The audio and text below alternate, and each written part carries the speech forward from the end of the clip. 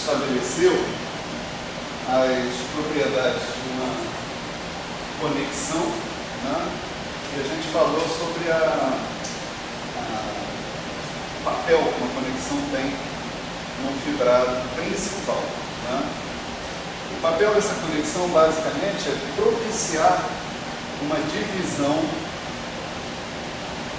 algo arbitrária, né, do espaço tangente em espaços verticais e espaços horizontais, né? Vetores verticais e vetores horizontais.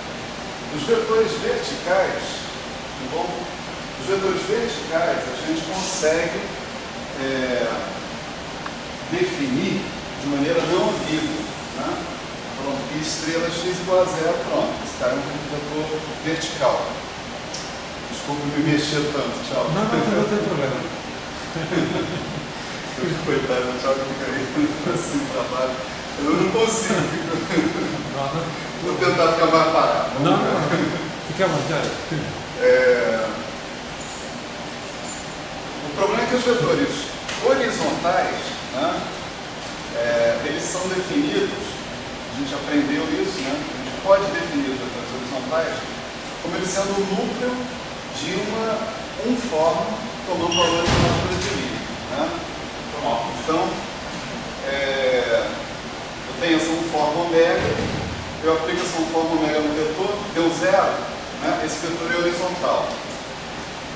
Isso, de certa maneira, mostra que os vetores horizontais, eles são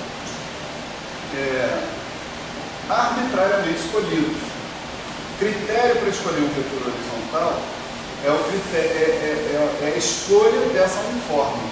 E você pode fazer isso de infinidade de maneiras, né? Então, o espaço horizontal não é um espaço definido de maneira unívoca ou de maneira não ambígua. É uma escolha, certo? Uma escolha. A próxima pergunta que a gente faz, depois de a gente ter analisado a conexão, ter analisado a forma local da conexão, ter analisado essas coisas todas, e o que você faz com essa divisão que você implementou de espaço horizontal e de espaço vertical, né? A primeira coisa que nós vamos fazer com isso é definir o que a gente entende por transporte paralelo, tá certo? E eu acho que no curso dessa definição, né, sobre transporte paralelo, a gente vai entender um pouco melhor as coisas que acontecem na relatividade, né? Na relatividade, a gente define transporte paralelo sobre uma variedade, mas talvez algumas pessoas, alguns de vocês, né, nunca tenham se perguntado se essa definição é natural ou se ela é arbitrária, ou o que ela pode conduzir, né, a definição de transporte paralelo. Pois bem, com essa definição que nós vamos dar de transporte paralelo, a gente vai ver que essa definição é uma definição arbitrária. A gente tem a liberdade de dizer o que significa transporte paralelo, contanto que a gente siga certas regras que estão conectadas à conexão, naturalmente. Então, dentro desse formalismo de fibrados, essa coisa fica completamente exposta, completamente clara, na minha opinião, pelo menos, né? É a arbitrariedade do conceito de transporte paralelo. Está refletida na arbitrariedade da conexão que você pode colocar dentro do seu fibrado. Tá? Então, a primeira coisa que a gente vai ver aqui é um pouco sobre isso, né? Sobre o transporte paralelo, na verdade, primeiro sobre o levantamento horizontal de uma curva, sobre a variedade.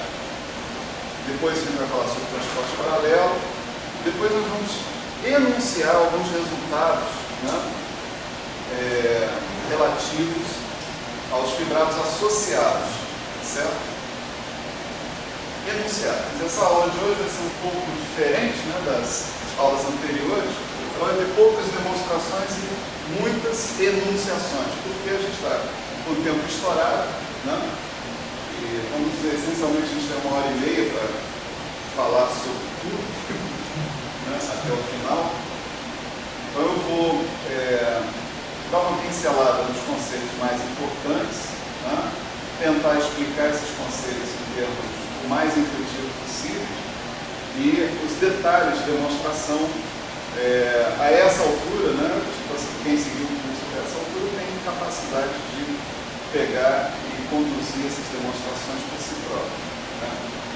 As notas de aula vão ser enviadas, estão faltando 2 conjuntos de notas de aula, notas de aula 6 e 7, tá certo? São 7 notas de aula mesmo, não são 9. Né? Então, eu enviei até a 5, então faltam 2 conjuntos de notas de aula. Bom.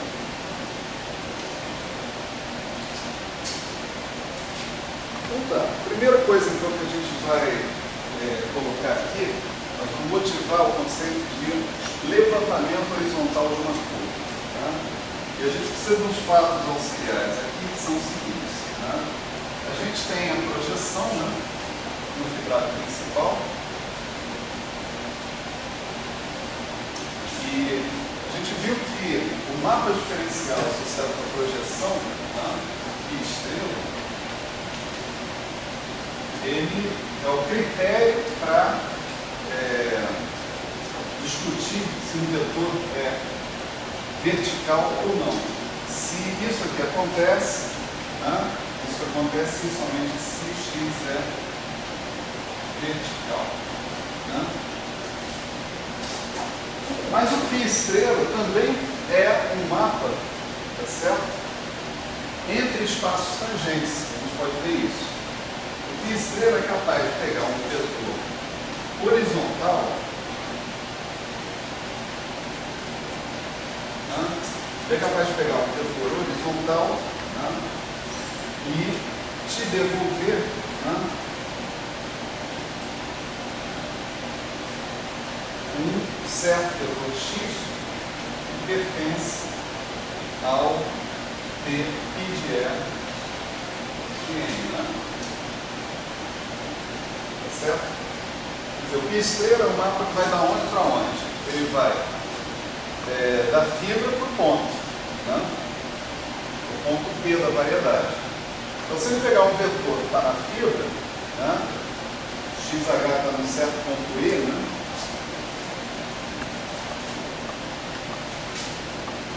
ele vai levar, induzir a um vetor que está no espaço tangente ao ponto P sobre o qual está a fibra, na variedade. Esse mapa que está aqui, π estrela, o nosso famigerado π estrela, tá? Ele é um mapa 1 a 1. Vamos mostrar isso rapidinho. Tá? Primeiro vamos mostrar que esse mapa é injetivo. Tá? Proposição, né? π estrela é um isomorfismo. Bom, ele é um morfismo porque ele é linear, na verdade, né? Ele é um mapa entre espaços vetoriais. Esse é um espaço vetorial, o espaço tangente ao fibrado ponto E, e o espaço de chegada também é um espaço vetorial. Ele preserva a estrutura de composição, a lei de composição. Então ele é um morfismo. Então, se ele for 1 a 1, ele é um isomorfismo. Né? Então, para mostrar que ele é um isomorfismo, a gente precisa mostrar aqui que ele é uma bijeção. Efetivamente. Então, suponho que eu tenho xh1 e xh2, tais que a ação do π estrela sobre xh1 seja a mesma ação do π estrela sobre xh2. Tá? Então, já que o π estrela é um mapa linear, né, essa mesma equação pode ser escrita assim, né?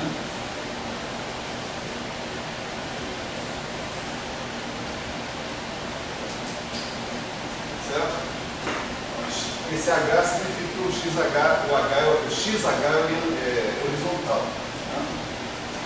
Então, se você tem que o π estrela quando um certo vetor, então a combinação linear de dois vetores, dá zero, isso significa que esse vetor é vertical.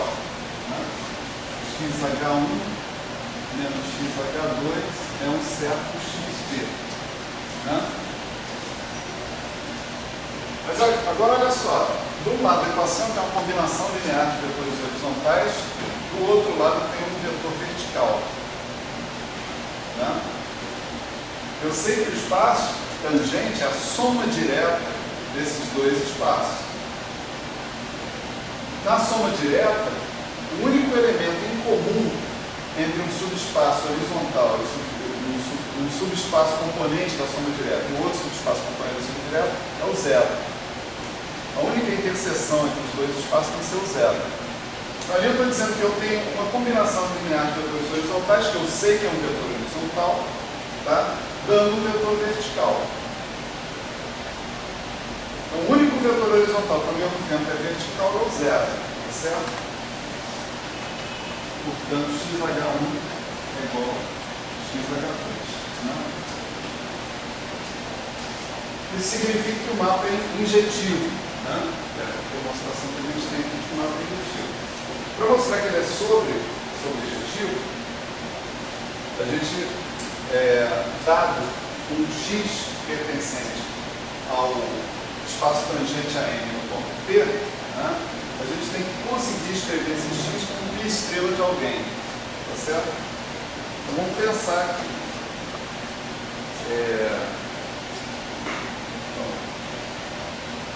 Se x pertence a ppm, né, ele é certamente tangente, né, a uma certa curva alfa de P que está em M. Né?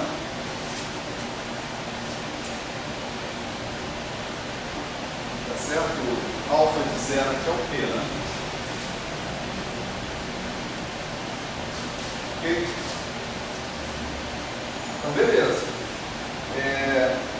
Se eu tenho, né, também uma seção local aqui, né, isso eu sempre posso encontrar, né,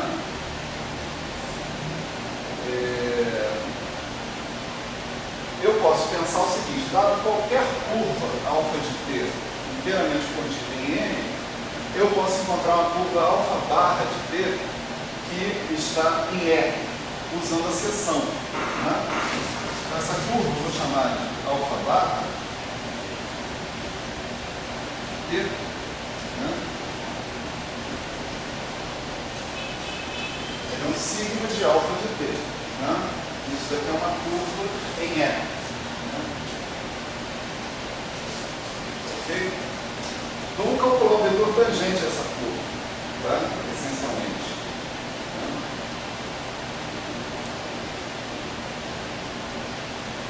Quer dizer, essa curva é tal, né? Que isso é importante dizer, né? Π de alfa barra de T, né? Isso aqui é o π de sigma de alfa de T, por definição, não é isso? Isso é um π composto com sigma, e para que eu tenha uma seção, eu tenho que π composto com sigma tem que ser identidade. Né? Então isso aqui é o próprio alfa de T. Né? Então, essa curva está em E e a projeção dela, ponto a ponto, né, está em N.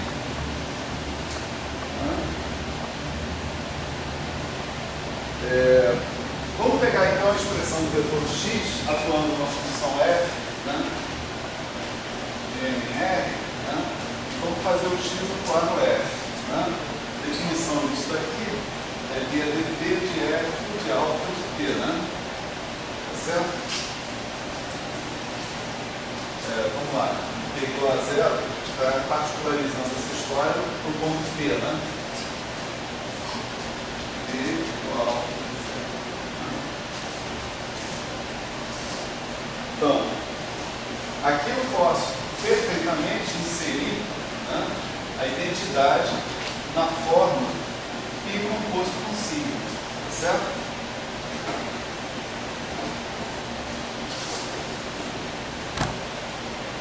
Okay?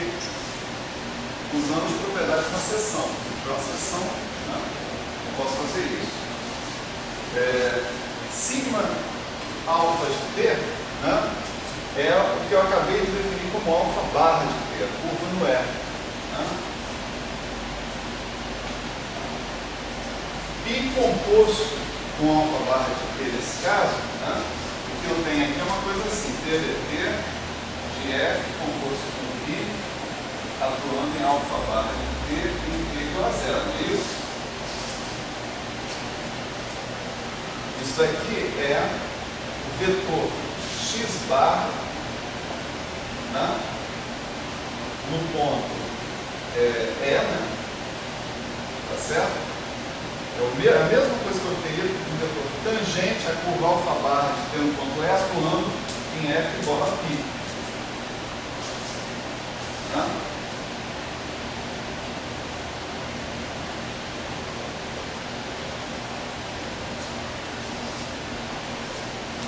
Mas isso é a definição do mapa diferencial, né? Certo? Portanto, esse vetor x, ele é π estrela de um certo vetor x bar, mas ninguém falou ainda que esse vetor x bar é horizontal. Não? O vetor x bar, ele pode ser horizontal ou vertical, ou uma combinação linear dos dois. Então, o que eu acabei de escrever, o x é o π estrela. O x bar, ele é um π estrela de uma certa combinação linear xv mais xh. Só que o π atuando em xv, π estrela atuando em xv, dá zero. Né? Então, isso aqui é um π estrela atuando em xh. Conclusão, o x que a gente propôs, que pertence ao espaço tangente à variedade, pode ser escrito como π estrela atuando em alguém do espaço horizontal. Certo? Então, o mapa π estrela é um mapa 1 a 1. Tá? Claro que isso aí é num certo ponto né? Do fibrado. Né? Não tem nenhum impedimento a que você, no ponto EG, você aplique o π estrela, vai chegar no mesmo vetor x, e que esse vetor x seja o mesmo. Então, que tenham vários vetores ao longo da fibra que possam ir no mesmo vetor tangente. O ponto é, se eu fixar um ponto da fibra, esse mapa é um nome. Tá certo? A situação aqui é mais ou menos graficamente falando, assim, né? Aqui eu tenho uma certa curva, né, na variedade M, né? E essa curva, sob a ação de uma seção, né, se eu tiver uma seção, ela vai se refletir uma curva no fibrado. Essa aqui é a alfa de T, né? Essa aqui é a alfa barra de T. Nesse ponto aqui, né, eu tenho um vetor tangente a essa curva alfa barra, né?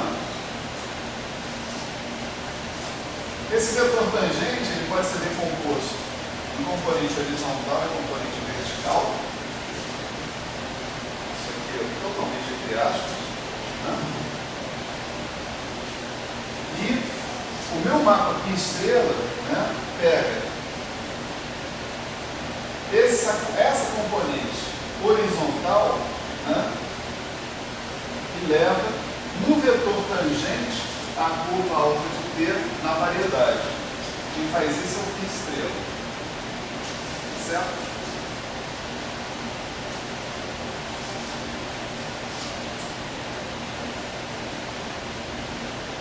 Então, esse mapa 1 a 1 não é como um mapa do espaço tangente em E no espaço tangente em M. Porque, é claro, qualquer vetor vertical que você somar aqui vai te levar no mesmo lugar, que é o mapa π estrela. O π estrela nele dá zero. Né? Mas ele é sim um mapa 1 a 1 se você se restringir ao espaço horizontal em E para o espaço tangente no ponto P em M. Ele é um mapa 1 a 1. Certo?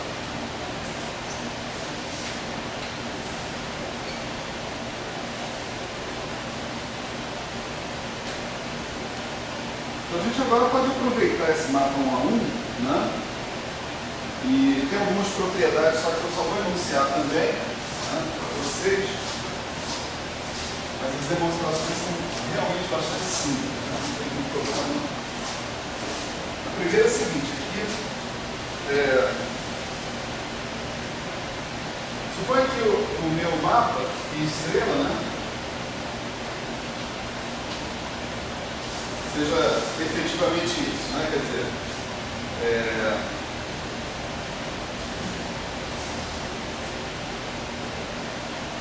certo? Quer dizer, pi estrela faz x correspondendo a um x barra, né? Eu estou dropando aqui o índice h, né, de horizontal, para não carregar a notação. Vamos lá, referência HF de F, né? É um cara horizontal, né? Então, quando eu botar uma barra em cima de alguma coisa, significa o cara que é associado com x, ou que é associado com x pelo pi estrela, certo? Então, propriedade 1, né? Se eu fizer o vetor conduzido pela translação à direita, né? Isso daqui me dá essencialmente o mesmo vetor, só que no ponto à direita. Tá? Isso faria um campo vetorial invariante à direita, se a gente quiser assim. A gente não define esse conceito sobre variedades, né? Isso é um análogo do que eu chamaria de invariância à direita se eu fosse falar da ação do grupo sobre ele mesmo.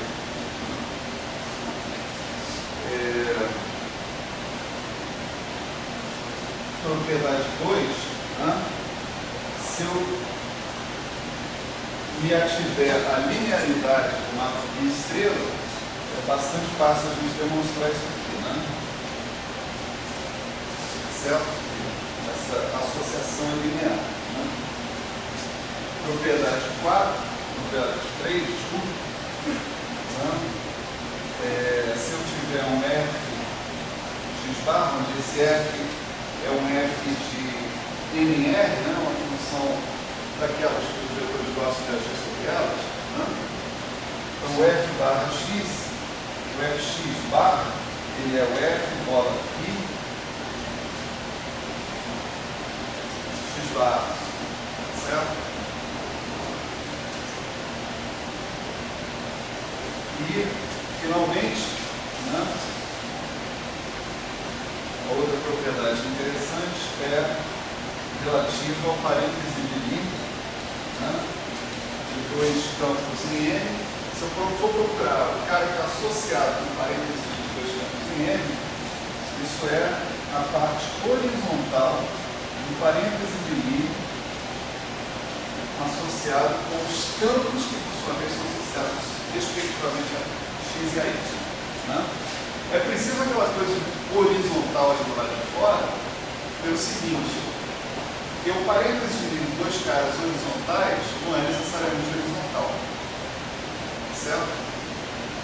Embora o parêntese de dois caras verticais, né, seja vertical, porque o pi estrela no x dá zero, né, e o pi estrela é um mapa diferencial, portanto ele entra no parêntese de Lie. Pi estrela no parêntese de Lie é o parêntese de Lie dos pi estrela. Né?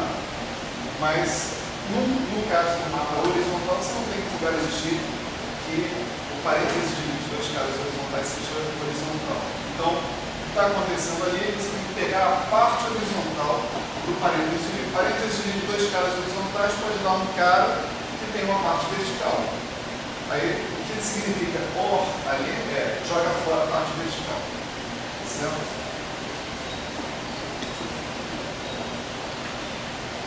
Legal.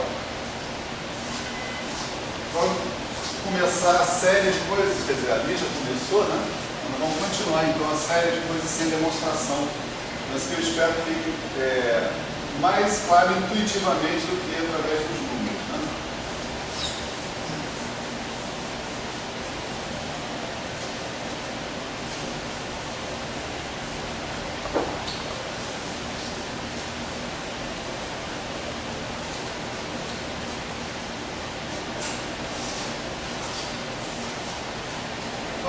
definir, né, definição aqui, né, levantamento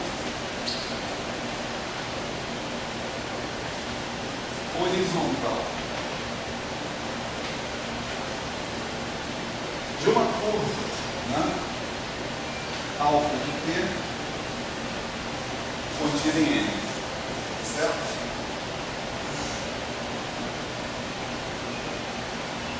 Então, o que é isso? Né? É uma curva, né, alfa barra de t contida em e, certo? Tal que I de alfa barra de t é igual a alfa de t. Começar, né? A projeção dessa curva sobre a variedade é a curva alfa, tá? E todos os vetores tangentes em todos os pontos, né?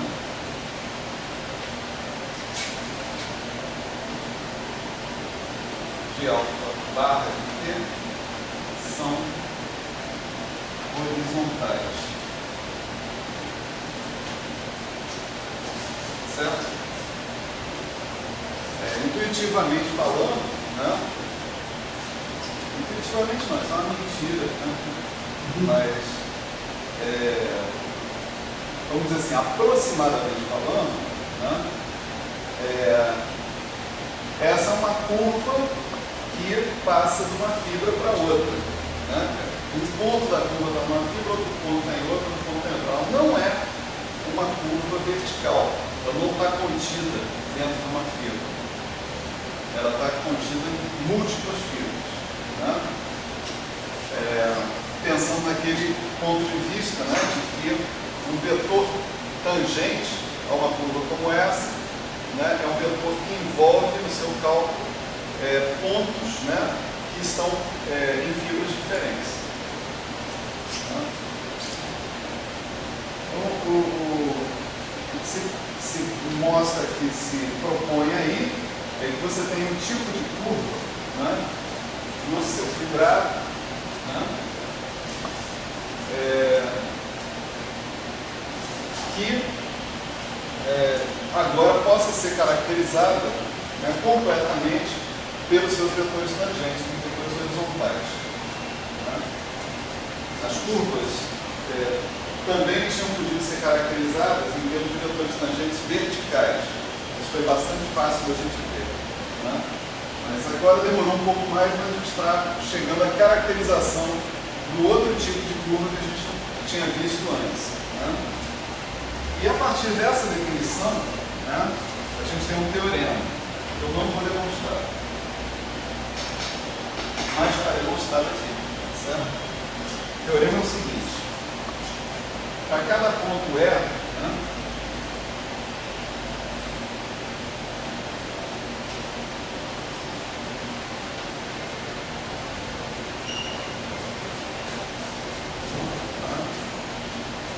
existe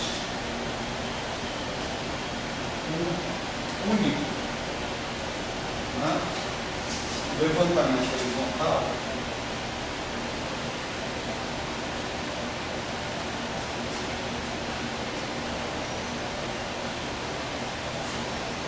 de alfa tal que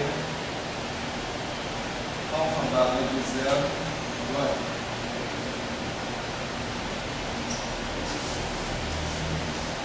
esse é bonito.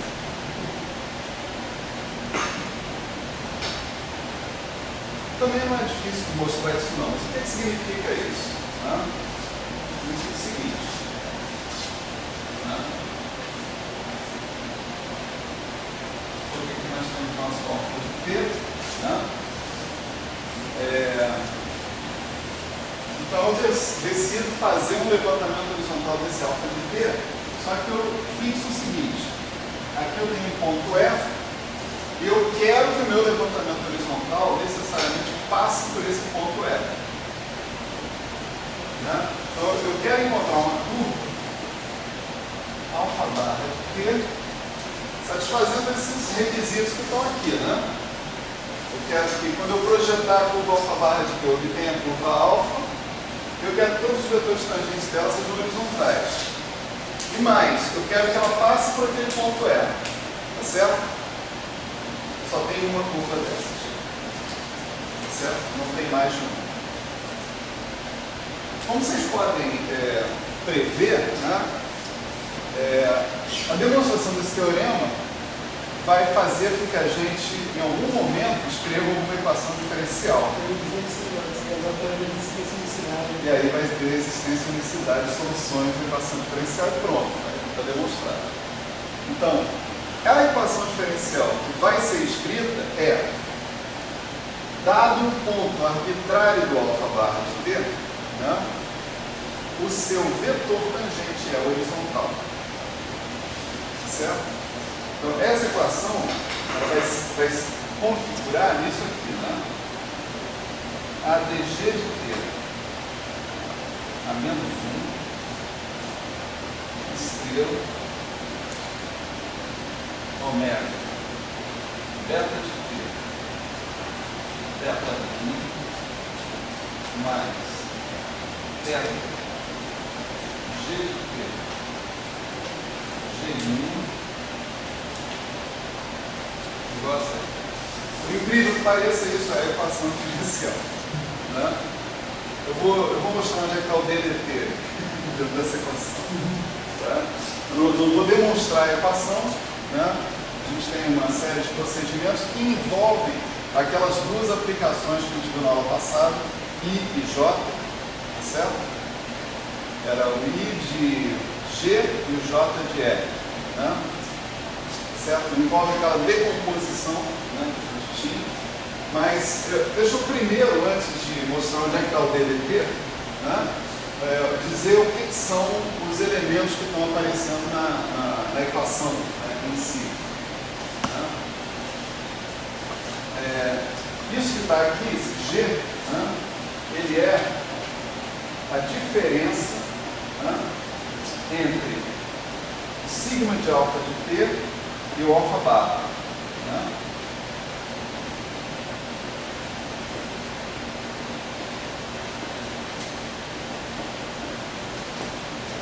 Então você está supondo o seguinte, você tem uma seção, né?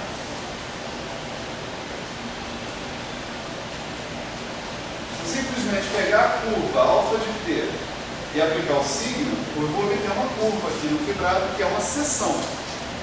Né? Essa curva não é necessariamente um levantamento horizontal. Os vetores tangentes a essa curva aqui podem ter componente vertical sem problema nenhum. Né? Mas em cada ponto da fibra, né, certo? Há uma diferença entre o sigma de alfa de T e o alfa barra de T. Essa diferença pode ser, você pode dar conta dessa diferença fazendo ação à direita de algum elemento do grupo. Né? É assim que funciona a brincadeira. Cada elemento na fibra está relacionado com qualquer outro com um elemento do grupo.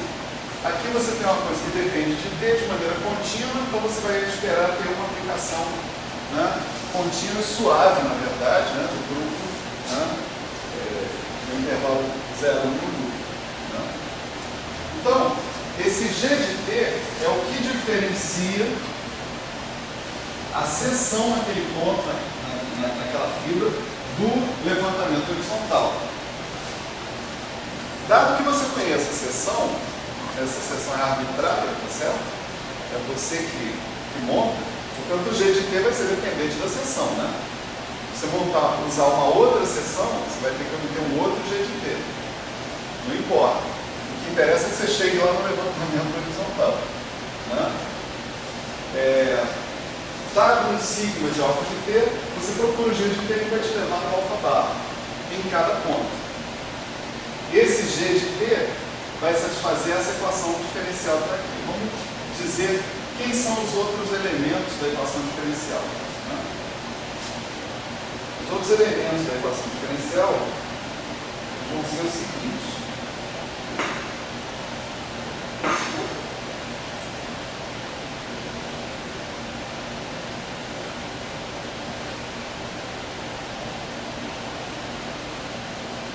que eu chamei de beta, né? Exatamente sigma de alfa de t, certo? É só uma curva que eu chamei de beta de t, é uma curva lá no fibrado, né? O que eu estou chamando de beta linha, né?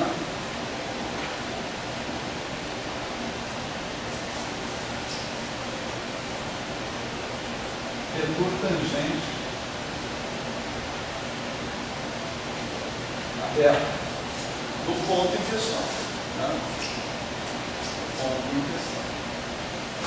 Quem mais está faltando a gente colocar aqui? Ômega, é claro que é a nossa forma de conexão, certo? E essa equação aqui, a gente vai obter essa equação como sendo, na verdade, o ômega atuando no x-bar, né? Eu estou querendo dizer, x-bar aí é o vetor tangente ao levantamento horizontal, alfa bar. Se esse vetor tangente tem que ser horizontal, ômega atuando no x-bar tem que dar zero.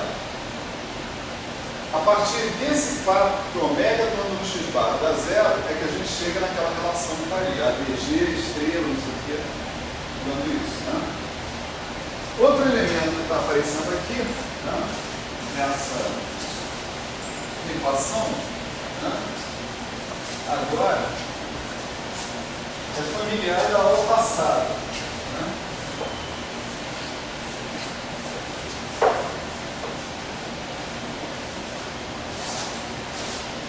Se θ, né, é a nossa forma de Maurer-Cartan, né? Só para refrescar a memória, né, a forma de Maurer-Cartan é um forma tomando valores na álgebra de linha do grupo, né, que tem a seguinte ação, né? Se esse θ atuar sobre um certo vetor x tangente pertencente ao espaço tangente ao grupo no ponto G, né, isso daqui é LG menos 1 estrela XG. Ou seja, ele pega esse vetor e, a partir dele, encontra um correspondente a ele no espaço tangente ao grupo na identidade. Tá certo? Ou seja, o que a gente chamou de álgebra de linha do grupo. Então, essa era a definição da forma de Maurer-Cartan. E aqui eu posso imaginar o seguinte: G de T, né, vai ser uma curva no grupo, né? Então, o que eu estou chamando de G' é um vetor tangente a G de T no ponto em questão. Certo? Então, estão todos os atores, né, do nosso drama estão apresentados, né? Isso aqui é uma equação diferencial, agora dá para ver razoavelmente rápido, né? Observando o seguinte: qualquer vetor tangente a uma curva pode ser escrito assim, como G estrela de D ADT. Certo? Se você tiver uma curva alfa de T, né, por exemplo, isso aqui é um caso particular de uma fórmula genérica, né? Alfa linha, né, igual a x alfa, vamos dizer assim, o vetor tangente à curva alfa, né, ele pode ser escrito como alfa estrela de DDT. O alfa, em geral, né, é uma aplicação, né, de R em N, né, o intervalo 0,1 de R em N. Né. Então, o alfa estrela, né, é uma aplicação do espaço tangente a R no certo ponto T, do espaço tangente a N no ponto alfa de T. Tá certo? Ok? qual é que é essa aplicação? É exatamente, ele vai me dar o quê? O vetor tangente em N no ponto alfa de T. Se a gente fizer a continha, uma conta simples, né, você vai ver que é exatamente as componentes do vetor tangente que a gente viu antes. Os componentes desse vetor são os componentes do vetor tangente. Então isso daqui é uma relação genérica. Isso aqui está sendo particularizado para o caso de uma curva sobre o grupo. Tá certo?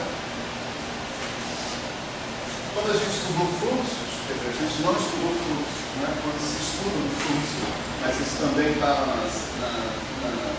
no material complementar que eu enviei para vocês, né? A gente utiliza essa noção de vetor tangente a uma curva, né?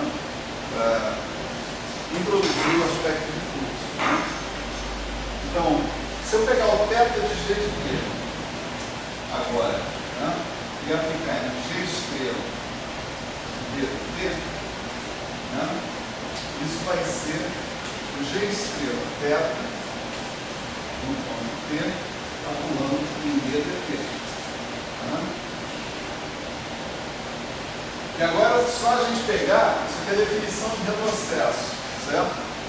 Agora é só a gente pegar e lembrar como é que a gente pega as componentes do retrocesso de uma certa forma. Suponha que o θ tem a componente θ-mi, os componentes do retrocesso vão ser θ-mi, dg-mi, dt, e aí você vai ter dt atuando no único vetor tangente de R. R é uma variedade unidimensional, só tem um vetor tangente. Então ele só tem uma forma. Né? Então, essa uniforme dt atua no único vetor tangente, isso aqui dá 1, né? Então isso aqui dá θ-mi, dg-mi, dt. Onde esse índice mi que está aqui, né, indica coordenatização. Então só vou ver o ddt aparecer na equação diferencial se eu der um sistema de coordenadas, onde é para o grupo e é para o grupo, essencialmente. Certo? Então, o que a gente tem aqui, o θ de T atuando no G', que é o vetor tangente, é esse pedaço aqui da equação diferencial. Então você pode ver, aquele pedaço ali tem coordenadas da forma de Maurer-Cartan, θ-mi, dg-mi, dt. Igual àquela coisa que está ali, que envolve a conexão, tá certo? Atuando no vetor θ'. Portanto, a equação diferencial, que vai me dizer quem é o G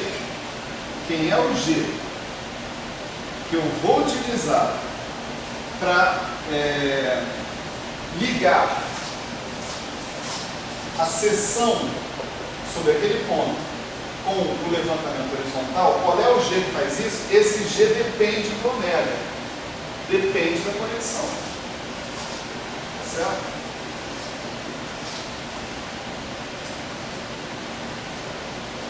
Essa equação diferencial tem uma condição inicial, tá certo?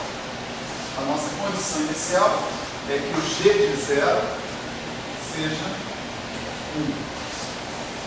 Não é? Aqui, né? A gente tem que fazer uma alteração nesse nosso desenho aqui, né?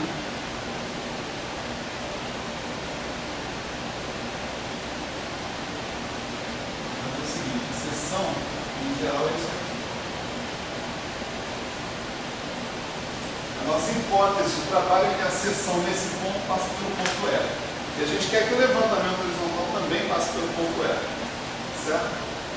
Então, o sigma de alfa de zero coincide com o E que você quer que o levantamento horizontal passe. Tá certo? Portanto, nosso G de zero tem que ser 1. Condição inicial, né? E equação diferencial de primeira ordem.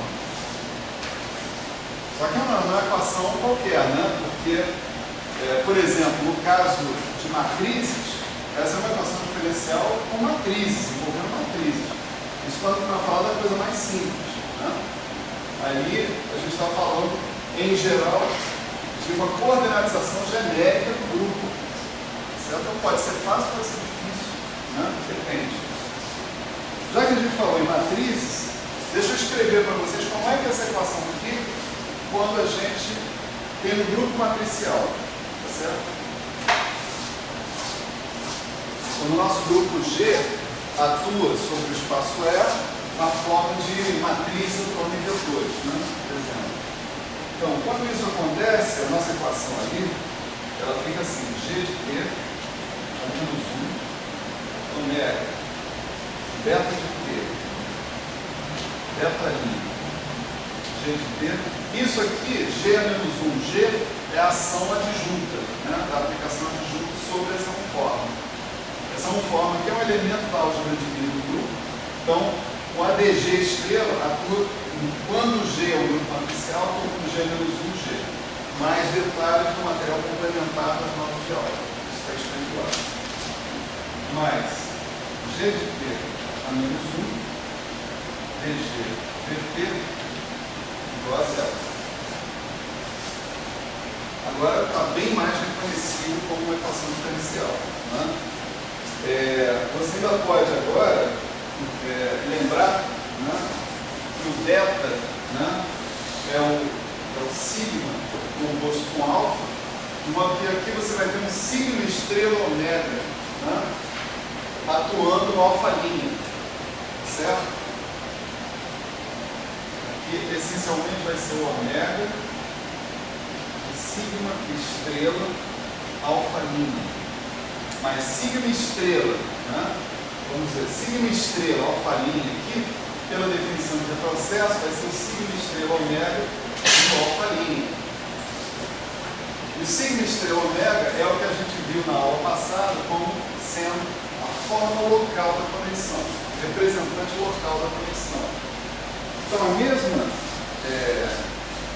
equação pode ser escrita de uma forma ainda mais simpática, dessa forma, G menos 1, aí já projetando também o sistema de coordenadas, a mi de alfa de T, D alfa mi de T, G de T, mais G de T menos 1, DG de T, dt igual a 0. Observa que D alfa mi dt é conhecido, certo? São os componentes do vetor tangente da curva alfa, que é a curva dada lá na variedade. Isso aí não é o que eu estou buscando, não é o DADT da equação diferencial, certo? Essa equação diferencial tem uma solução, né, formal pelo menos, embora ela em geral não possa ser colocada sob forma fechada. Mas ela tem uma solução formal que é a seguinte.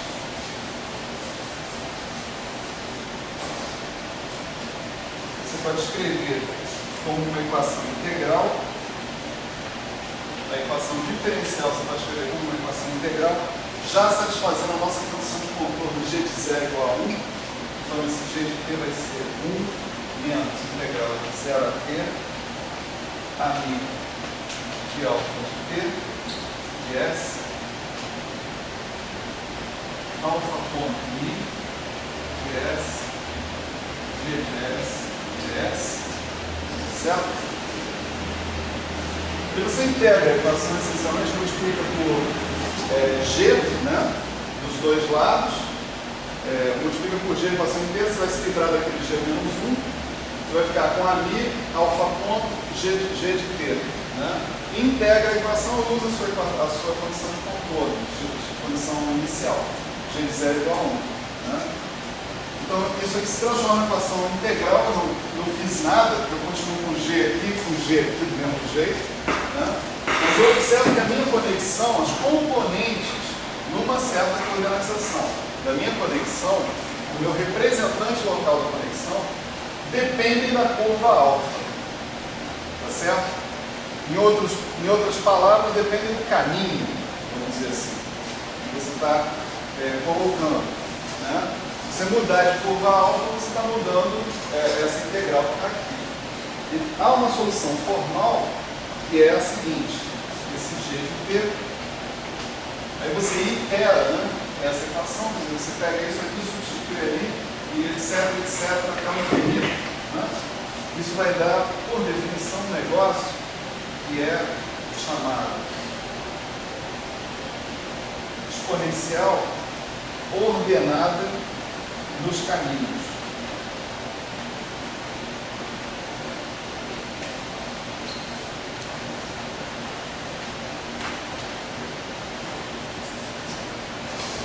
Essa é a solução formal desse problema, certo?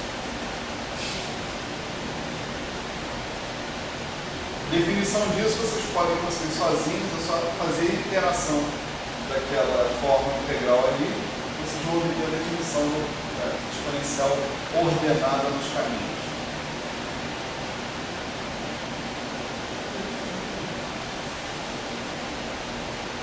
Tá bom? Diga. Você, na verdade, assim, do teorema de equação diferencial, você vê que está usando mais até a velocidade, eu acho, né? Porque, na verdade, você resolveu a equação, efetivamente. Então, Para o caso do grupo matricial, né? Isso, é. Que o G é uma matriz. Isso, é. Para esse caso, não sei nem se você precisaria do teorema de resistência e unicidade, né? Porque se você já exibiu a solução, você meio que demonstrou, entre aspas, para mim.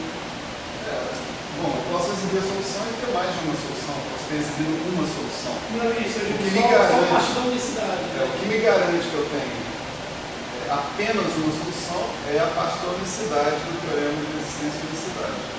Tá? Quer dizer, isso aqui é uma solução e é a solução ao mesmo tempo. Maravilha.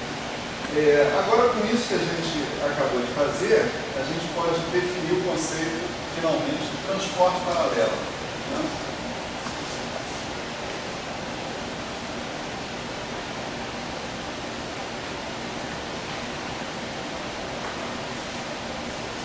Então, para falar do conceito de transporte paralelo, a gente precisa dos ingredientes. Né?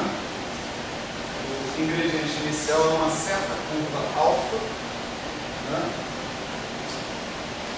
Um certo intervalo AB em N, né?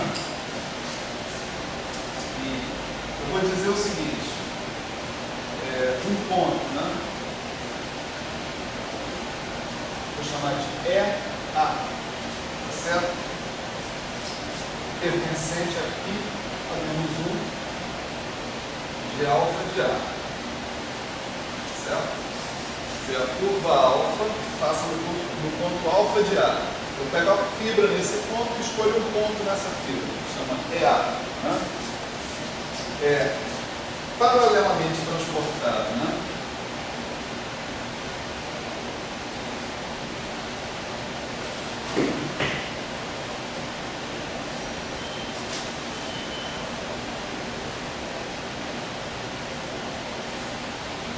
A outro ponto é B, tá certo? Esse agora pertencente aqui é menos 1 de alfa de B. Então minha curva passa pelos pontos alfa de A e alfa de B na variedade. Eu tenho a fibra sobre alfa de A, a fibra sobre alfa de B. Na fibra sobre alfa de A eu tenho um ponto A e eu tenho um ponto B. Eu vou dizer que esse ponto é paralelamente transportado a esse ponto, é B, né? Se PA e EB são os pontos inicial e final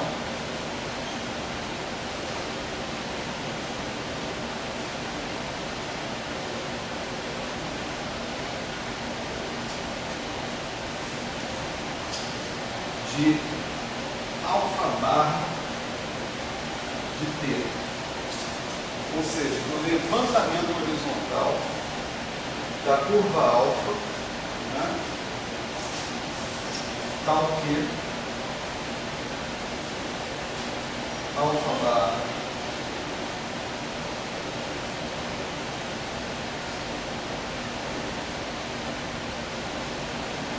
de A igual a EA. Certo? O que isso aí quer dizer? Né? na prática?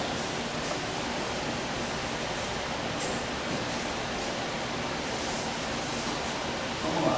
Temos lá a variedade de base e temos uma curva alfa. Né? Alfa de ter a variedade de base. Aqui temos o ponto A, aqui temos o ponto B. Tá? Aqui eu tenho a fibra sobre o ponto A, aqui eu tenho a fibra sobre o ponto B. Tá? Então, aqui eu tenho EA. Tá?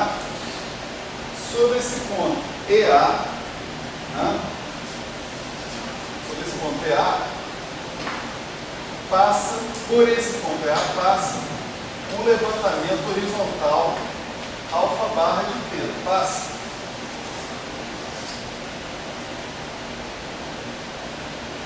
Como é que eu descubro o levantamento horizontal? Eu preciso daquele G de T, né, que me diferencia de uma certa curva padrão que eu escolho através de uma seção e o levantamento horizontal. O G de T que satisfaz essa equação, né, eu calculo o G de T, tá, pronto, descobri o curva alfa barra. Né? Bom, aí aqui nessa fibra, sobre esse ponto, eu tenho diversos pontos. Né? Eu tenho um certo EB', aqui eu tenho um EB, duas linhas aqui, eu tenho um EB, três linhas aqui, assim por diante. Nenhum desses pontos eu vou dizer que é transportado paralelamente. Eu não vou dizer que ele seja. Nenhum desses pontos é EA transportado paralelamente ao longo da curva alfa. Tá certo? Quem é transportado paralelamente ao longo da curva alfa é exatamente o único ponto naquela fibra pelo qual passa a curva alfa barra de P. Vamos chamar de EB. Então, EB, que pertence ao levantamento horizontal, né, desse alfa de P, passando por EA, né, é o único ponto que eu posso assegurar, de acordo com a minha definição de transporte paralelo, que é o ponto EA transportado paralelamente. Certo? Para todo mundo que já viu relatividade na vida, né, a primeira coisa estranha que vai aparecer aqui é que lá na relatividade a gente transporta vetores paralelamente, tensores. Né? Aqui não, aqui eu estou transportando pontos. Tá certo? E é assim mesmo. São pontos. Né? Essa definição de transporte paralelo num fibrado principal, ela vai ocasionar uma definição acessória, induzida, num fibrado associado. Que essa sim vai ter a ver com a definição convencional que a gente conhece, para vetores, etc. Certo? Mas a definição num fibrado principal, ela envolve o conceito de transporte paralelo de um ponto do fibrado. Né? Um ponto que está sendo transportado paralelamente. E vocês veem que o que eu chamo de ponto transportado paralelamente, o EB, depende crucialmente da curva alfa, ao longo da qual eu estou transportando, e da conexão que eu estou introduzindo dentro do meu fibrado. Né? Veja, por exemplo, no caso do fibrado matricial, né, essa dependência explicitamente aparecendo aqui. Aqui é a conexão, aqui é a curva na variedade de base. Tá certo? E o vetor tangente, naturalmente. Certo? Então, se eu vou chegar num ponto ou se eu vou chegar em outro, depende de por qual caminho eu estou seguindo na variedade de base, tá certo? Eu poderia ter seguido essa outra curva aqui na variedade de base, né? E aí, se eu aplicar a minha definição, o meu levantamento horizontal dessa outra curva passando por EA não tem por que ser igual ao levantamento horizontal da outra. E, portanto, não tem por que terminar no mesmo ponto aqui. Então, se eu escolher um outro caminho aqui na variedade de base, para fazer o transporte paralelo, né, eu posso chegar a um ponto diferente. Certo? Se eu escolher uma outra conexão no meu fibrado principal, eu certamente também vou chegar a um ponto diferente. Vocês veem aqui no exemplo do grupo matricial a dependência do cara na conexão. Tá certo? Então, o transporte paralelo é algo profundamente arbitrário e dependente, né, em primeiro lugar, da conexão que você coloca no seu fibrado. E, em segundo lugar, do caminho ao longo da variedade de base que você está considerando para definir o seu transporte paralelo. Isso, uma coisa que pode deixar a gente menos intranquilo, né, é lembrar que lá na relatividade geral, todo transporte paralelo é definido a partir de um caminho também na variedade de base, que é o nosso espaço de Minkowski, ou a nossa variedade diferenciada, né, espaço curvo, né, associado com a existência de gravitação. Né? Então, o que você está transportando paralelamente são entidades que vivem sobre esse espaço, vetores, elementos do espaço tangente, tipicamente caras do espaço tangente, né? Ou do fibrado tangente. Né? Tem uma interpretação de todas aquelas coisas da relatividade em termos, todas as formas da relatividade, em termos de um fibrado específico chamado fibrados referenciais. Não deu tempo da gente falar disso, isso também está colocado nas notas de aula. Vocês podem olhar isso lá, né, e verificar que a conexão, né, aquele objeto lá com 3 índices, né, que a gente está acostumado, ele aparece naturalmente. Certo? Agora, assim, quando falei primeiro mentalmente, sei lá, a ligação, mas eu digo, você para definir, você consegue definir o transporte paralelo, que você parte da ideia de fibrado, mas você não precisa nem sequer que a variedade seja de riemanniana, assim, ela pode não ter métrica, bonitinha. Você só vai, exato, você vai definir o transporte paralelo e os coeficientes da conexão afim normalmente, só não vai ter. Tudo que eu pedi aqui é que tanto a variedade, tanto M quanto S sejam variedades diferenciadas. Mais nada. Você tem toda a razão. Não introduzir estruturas adicionais. A métrica é um tensor que você coloca na sua variedade. Né? Um campo tensorial, na verdade. Né? Então, não introduzir uma métrica. Na verdade, a relatividade geral é um caso muito particular. Sim. Aqui essa conexão você não está nem definindo se ela é afim ou não. Sei lá, não está dando essa cara de conexão afim, tá? O que é uma conexão afim? Pô, não sei. Eu sinto que é, Olha só. não me arriscaria. Eu acho que o nome afim vem da segunda parte da lei de transformação da conexão, que é uma parte que não é uma transformação não linear, mas não no sentido de que é quadrático, cúbico, etc. Mas é porque tem um termo constante, um termo independente da própria conexão. Né? Tipo assim, você tem uma linha igual a gama, jacobiano, né? Anti-jacobiano, né? Jacobiano menos 1, né? Isso aqui é a parte da lei de transformação da conexão como tensor. Mais um troço aqui que envolve derivadas segundas, tá certo? Que não depende da conexão. O que eu localizo como origem desse nome afim é a presença desse termo aqui. Porque ele deixa de ser linear e passa a ser afim. Vamos dizer, x' é igual a x mais b é uma transformação afim, ou ax mais b. X' igual a x é uma transformação linear. X' igual a x mais b é uma transformação afim. Então, se a gente ficar de acordo quanto a essa definição de conexão afim. Conexão afim é um bicho cuja lei de transformação envolve um termo que não depende dela mesma, tá certo? Se ele ficar de acordo com isso, eu vou te dizer, a nossa conexão é afim, sim. Na aula passada, que o senhor faltou, né?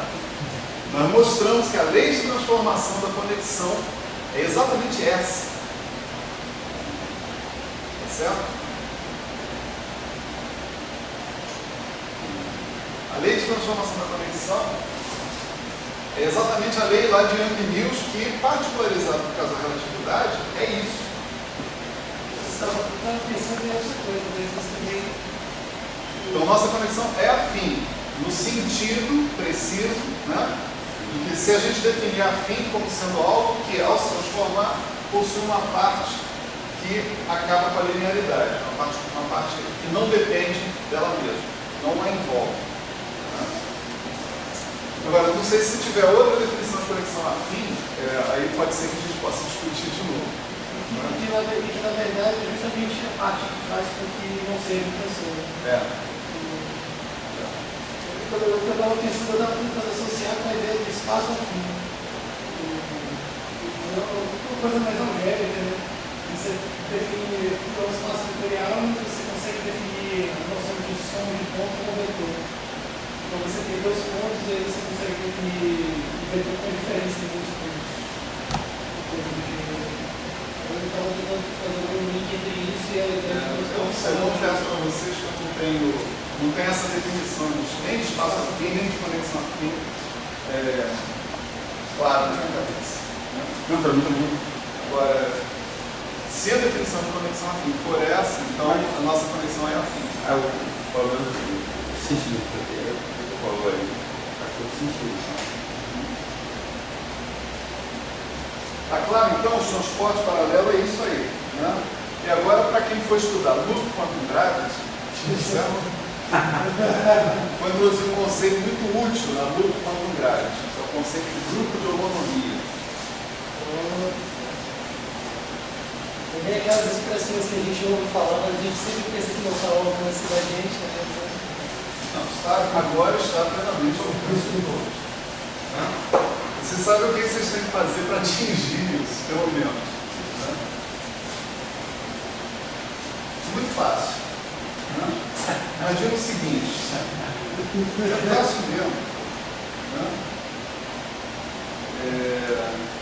Imagina a situação específica em que você tem uma curva que seja um loop.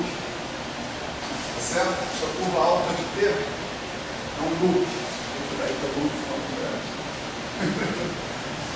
tá certo? Ela começa e termina no mesmo ponto e você tem uma fibra, né, sobre esse ponto. Né? Você pode pegar um ponto E, né, sobre essa fibra, né, transportá-lo paralelamente, tá certo, ao longo dessa curva alfa, que é esse loop. Tá certo? Está entendida a tarefa? Né? Transporte esse ponto EA paralelamente ao longo da curva alfa. Você faz o levantamento horizontal e encontra lá o ponto EB na fibra que te interessar. Né? Então o que a gente tem que fazer? Tem que fazer o levantamento horizontal dessa curva, né? E verificar para onde ela volta quando você volta para o mesmo ponto. Só que o levantamento horizontal não tem obrigação nenhuma de te dar um loop, de te dar uma curva fechada. Então, pode acontecer perfeitamente que o levantamento horizontal não feche, que ele saia do E, né? E ele venha e chegue num certo E'. Tá certo? Você fechou o loop aqui na variedade de base, mas a sua curva levantada horizontalmente não fecha. Entre o E e o E', existe um elemento do grupo que liga E com E'. Né? Esse elemento do grupo vai ser dado, né? Por exemplo, no caso do grupo matricial, só para a gente fixar as ideias, né? Vai ser T exponencial agora da integral ao longo de um circuito fechado, tá certo? Que é a curva alfa, né?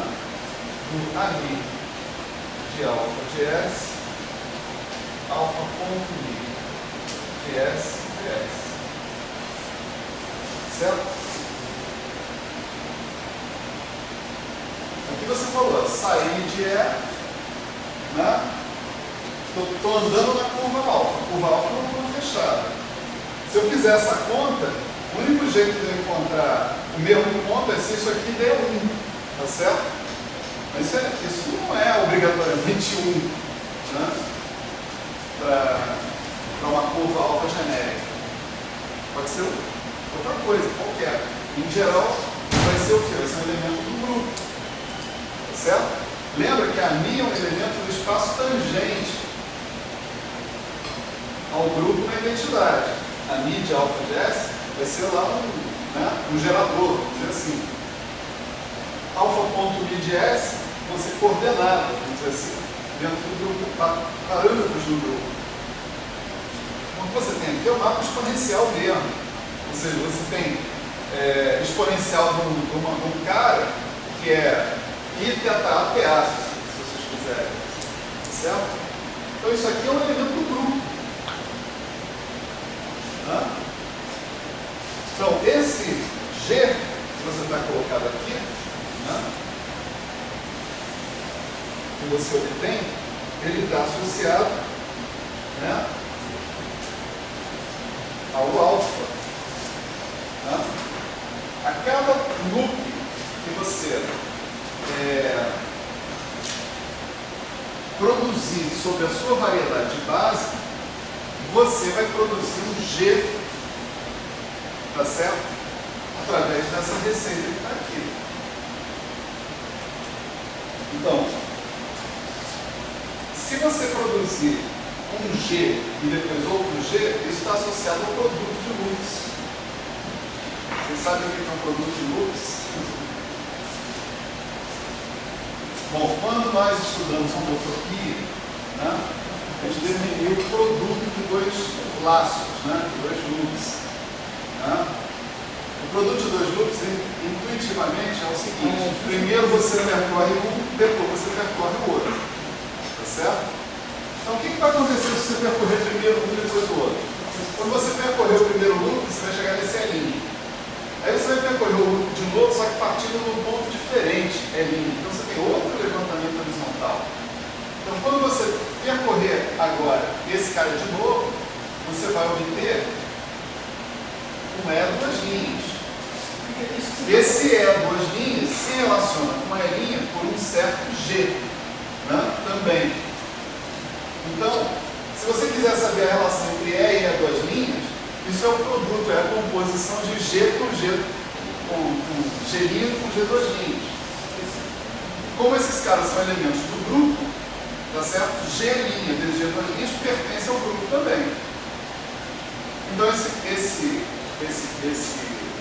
lei de composição de elementos G, né, obtidos por esse procedimento, é fechada dentro do grupo, mas você pode ir além e você pode dizer o seguinte: eles são fechados na associação deles com laços.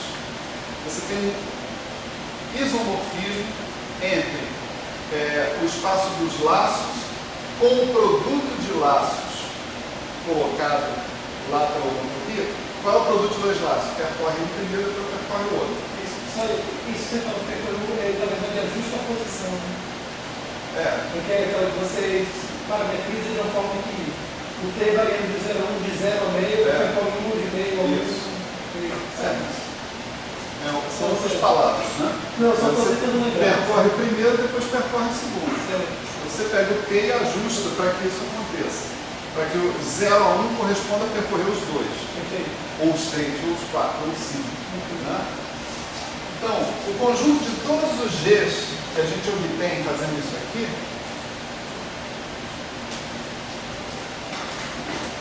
é um grupo. Dá para mostrar que isso é um grupo. E isso aqui é o tal do grupo de ortogonia.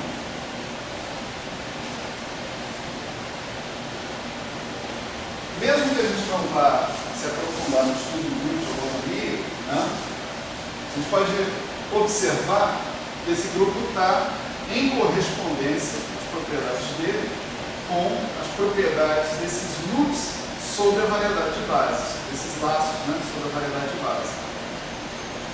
Tá certo? Então, informação sobre a trivialidade ou não desse grupo de holonomia reflete, na verdade, informações sobre as propriedades topológicas do fibrado como um todo. Porque não se esqueça que o que a gente está tendo aqui é o não fechamento dessa curva quando eu percorro o loop na variedade de base. Então eu estou verificando, intuitivamente falando, algum tipo aí de curvatura, né? Ou de coisas que não são flat, né? Essencialmente. O grupo de holonomia trivial você já pode imaginar que possa estar associado a coisas flat. Toda a curva na variedade de base fecha no fibrado, provavelmente é porque eu tenho um espaço total sem um espaço flat. Certo? Bom, isso é o melhor que eu pude fazer até agora. Né? Fazer mais do que isso significa a gente fazer conta pra cacete. E não ia dar tempo para a gente fazer essas contas. Eu quero fechar o assunto enunciando realmente alguns resultados para vocês associados com os fibrados associados. Né? Porque o fibrado principal serviu para a gente definir a conexão. Na aula passada, a gente também pegou a conexão e definiu uma forma local da conexão, ou seja, falou de uma uniforma sobre a variedade de base, uma uniforma tomando valores sobre a álgebra de grupo na variedade de base, que está em correspondência 1 a 1, né, com a conexão que a gente impôs sobre o fibrado. Tá? Mas se eu tenho um fibrado principal, certo? Lembra que o fibrado principal foi definido de uma maneira lá toda capciosa, né? Deixa eu reescrever a definição de fibrado principal aqui. De fibrado associado, desculpa. Fibrado associado. Então, fibrado associado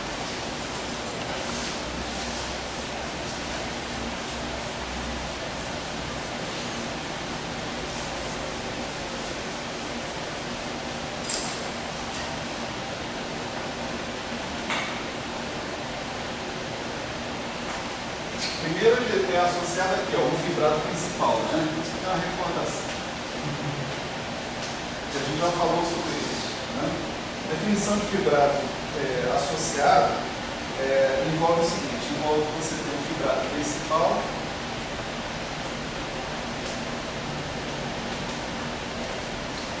certo? Você ter um espaço F fixo, né? Pode ser um espaço topológico, mas no caso que a gente vai falar de conexões, a gente vai querer que ele seja, que eventualmente venha a ter mais estrutura, que seja só um espaço topológico. Né? E eu vou considerar E cartesiano F, né, o espaço total cartesiano, esse espaço fixo F que está aqui, e vou definir uma ação do grupo G sobre E cartesiano F.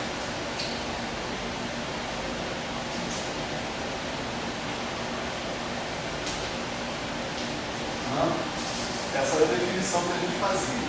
Aí a gente fazia o espaço quociente, né? E cartesiano F sobre G, que era o espaço das órbitas, né? Em E cartesiano F sobre a ação de G. Né? Esse espaço, então, ele era composto, né, das classes de equivalência de pontos V por essa relação de equivalência. Se dois pontos estivessem relacionados com o elemento G da ação do grupo, eles eram considerados equivalentes. Né? A gente construía, então, um espaço que era associado, portanto, ao fibrado principal e era chamado de CDF, né?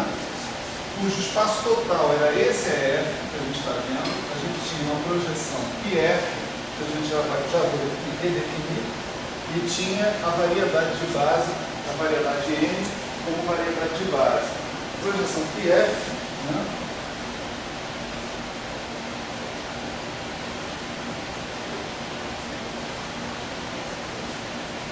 Era